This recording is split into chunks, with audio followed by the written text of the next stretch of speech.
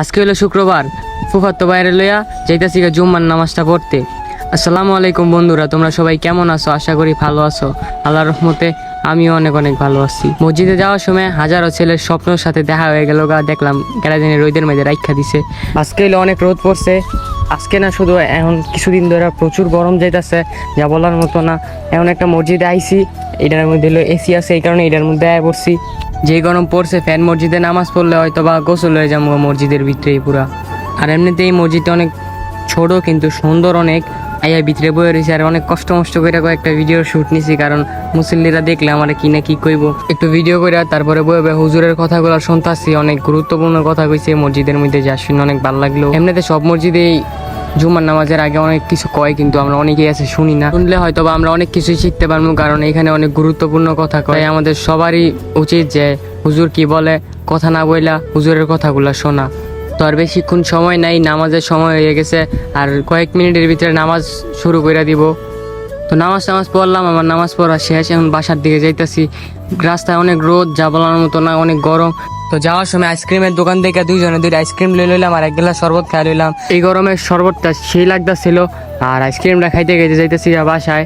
আইসক্রিমটা খাওয়া আমার ঠিক হয়ে যাচ্ছে না, কারণ আজকে 6-7 দিন ধরে আমার শরীরটা বেশি একটা ভালো না, জ্বর আয়া রয়েছে। এই জ্বরের মধ্যে আবার আইসক্রিম খাইতেছি, কি না কি আবার হয়ে যায়। তো বাসার কাছাকাছি আইছি, এখন আইয়া বাসায় আইয়া ঘরের ভিতরে যে হইছি আর তেমন যাইতেছে না। আর কইছিলাম যে আইসক্রিমটা খাইলে আমার একটা ক্ষতি হইব। তো বাসায় দিয়ে কান পুরা বন্ধ হয়ে গেছে, অবস্থা পুরা খারাপ হয়ে গেছে। তারপরে আবার শার্ট পইরা যাইতেছি ডাক্তারের কাছে। আমি বলি নাই আইসক্রিম যে খাইছি, সবাই মনে করছে জ্বরেতে আমার কান বন্ধ হয়ে গেছে। তো এখন আবার বাসাতে বাইরে একটা হসপিটালে যাইতেছি, যাই যে ডাক্তারটা দেখাই।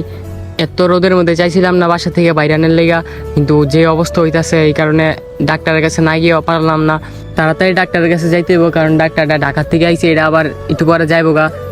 ডাক্তারের যাওয়ার সময় শেষ হয়ে গেছে। তো আমরা যাইয়া অনেকক্ষণ পরে ডাক্তারটা খুঁজিয়া পাইছি। বাসার থেকে ডাক্তারে কল দিয়ে গেছিলাম, কিন্তু যাইয়া অনেকক্ষণ খুঁজছি কিন্তু পাই নাই।